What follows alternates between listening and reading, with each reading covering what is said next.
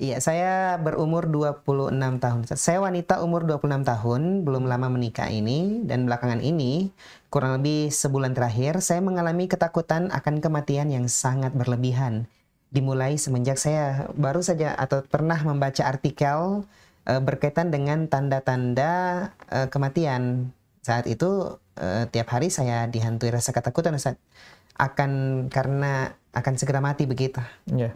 Setiap harinya saya memeriksa apakah tanda-tanda yang saya baca di artikel itu ada gitu, Ustaz. Saking kepikirannya gitu, Ustaz. Iya, dan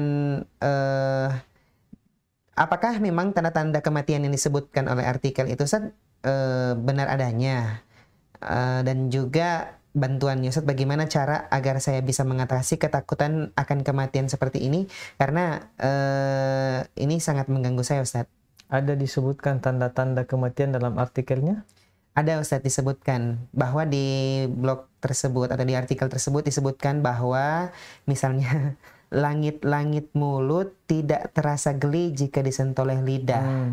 Kemudian karena kalau begitu udah tidak geli lagi langit-langit mulut atas itu, Ustaz, maka kematian akan segera tiba gitu, Ustaz. Oh iya, baik. Kemudian bagaimana kemudian dia mengatasi ketakutannya, bahkan sampai keluar rumah pun juga dia takut, Ustaz. Takut bepergian, bahkan maunya itu di rumah terus atau sembunyi gitu. Oh iya, baik. Iya, baik. Bismillah, kepada saudara siapa, Rika ya? Rika di Bengkulu. Ini juga menjadi satu peringatan untuk kita semuanya dalam membaca sesuatu. Ini pilih-pilih juga apa yang kita akan baca. Tapi ya seperti itulah, kita hidup di era di mana media sosial begitu mudah untuk kita akses, bacaan-bacaan begitu mudah kita dapatkan, sehingga kadang-kadang juga kita mendapatkan bacaan-bacaan yang malah kemudian menjadikan kita bukan mendapatkan sesuatu hal yang bermanfaat, bahkan sebaliknya. Nah, secara umum berkaitan dengan kematian dan tanda-tanda kematian itu, yang pertama saya ingin mengatakan bahwa mati itu adalah merupakan rahasia Allah Subhanahu wa Ta'ala. Sebagaimana jodoh itu merupakan rahasia Allah Subhanahu wa Ta'ala. Tidak ada yang tahu. Tidak ada yang tahu kapan kita akan meninggal dunia. Makanya kalau kita misalnya membaca ayat-ayat Allah Subhanahu wa Ta'ala dalam Al-Quran, di mana Allah Subhanahu wa Ta'ala menjelaskan tentang kematian, misalnya dalam surah Al-A'raf, Allah Subhanahu wa Ta'ala mengatakan walikulli ummatin ajalun, dan setiap umat itu, setiap manusia itu memiliki batas waktu, memiliki ajal. Fa idza jaa ajaluhum, jika ajalnya, waktunya itu telah habis, la yastakhiruna sa'atan wa la yastaqdimun. Tidak ada yang bisa mengakhirkan atau tidak ada yang bisa memajukan kematian itu, dan tidak ada juga yang bisa mengundurkan. Kalau dia ditetapkan mati jam 12 oleh Allah, tidak ada yang bisa memajukan dia jam 11, dan tidak ada yang bisa memundurkan dia ke jam setelah jam 12. Dan ini menunjukkan kepada kita bahwa perkara ajal ini adalah perkara yang merupakan sebuah perkara hak mutlak Allah Subhanahu wa Ta'ala. Tidak ada sama sekali tidak ada sama sekali andil manusia di situ. Karena betapa banyak orang yang sakit bertahun-tahun tapi tidak meninggal juga. Ada orang yang sehat-sehat saja tiba-tiba meninggal dunia. Dan hal-hal yang lainnya berkaitan dengan ajal. Walaupun dalam beberapa perkataan ulama kita disebutkan ada beberapa tanda-tanda kematian. Di antaranya ketika seorang itu sakit, beruban, ketika pendengarannya sudah mulai melemah, ketika penglihatannya sudah mulai melemah. Ini diantara tanda-tanda yang disebutkan. Nah, kalau kita lihat tanda-tanda yang saya sebutkan tadi ini, bukan yang disebutkan oleh penanya, langit-langit tidak lagi terasa geli, ini wallahu alam, Kalau orangnya mungkin ada penyakit di mulut gimana?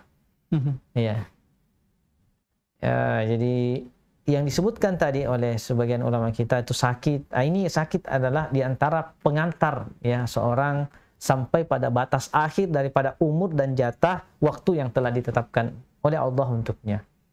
beruban. Beruban ini adalah sebuah sebuah pertanda bahwa kita sudah semakin tua, umur kita sudah semakin lanjut. Dan ketika umur seorang semakin lanjut, otomatis ia berjalan kepada batas akhir daripada umurnya. Karena tidak ada orang yang menua semakin panjang umurnya. Ya, orang menua itu semakin dekat kepada kematiannya, semakin dekat pada batas umur yang telah ditetapkan oleh Allah Subhanahu wa taala untuknya. Sama dengan ketika penglihatan dan pendengaran itu melemah. Ini juga menunjukkan tentang fisik, ya, fisik kita yang semakin melemah. Dan seorang yang akan meninggal dunia, tentu fisiknya atau anggota tubuhnya itu semakin hari semakin ya melemah.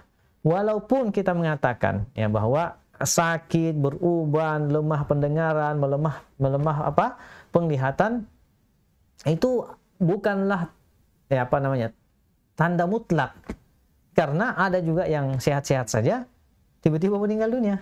Ada yang rambutnya masih hitam pekat, ya, masih bugar betul fisiknya, pendengarannya masih sempurna, apalagi penglihatannya masih sangat baik, tapi ternyata Allah Subhanahu wa taala menetapkan bahwa ia meninggal dunia pada umur yang sangat-sangat belia.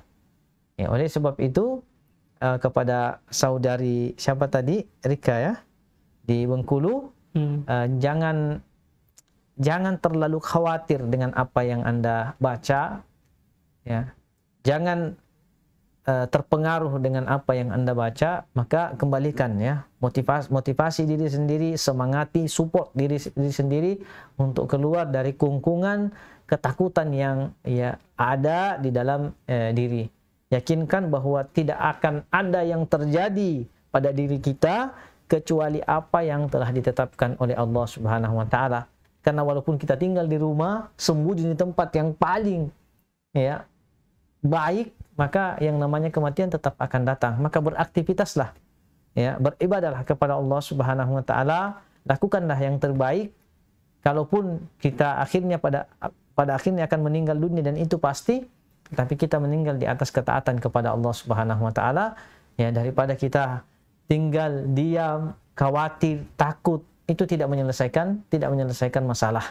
Ya, malah kemudian menjauhkan kita dari Allah Subhanahu wa taala. Dan ingat, semakin jauh kita dari Allah Subhanahu wa taala, maka hati kita ini akan semakin terkungkung, semakin sulit, ya. Sebuah problem atau masalah yang kecil saja, ketika hati kita tidak terpaut dengan Allah, maka masalah itu akan menjadi sangat besar. Tapi masalah besar pun kita hadapi, jika kita dekat dengan Allah Subhanahu wa taala, maka itu akan menjadi kecil. Ini oleh sebab itu jangan terbawa perasaan, ya. Kembalikan semua kepada Allah Subhanahu wa taala, dan jangan lupa ya, tingkatkan ilmu, belajar terus. Karena ilmu ini yang akan memberikan satu support tersendiri dalam hidup kita. Kita menghadapi masalah seperti ini, kita paham, oh, ada ayat Allah mengatakan begini, ada hadis Nabi SAW menyebutkan seperti ini, sehingga kita ada semangat untuk kembali melaksanakan aktivitas dalam kehidupan ya kita sehari-hari.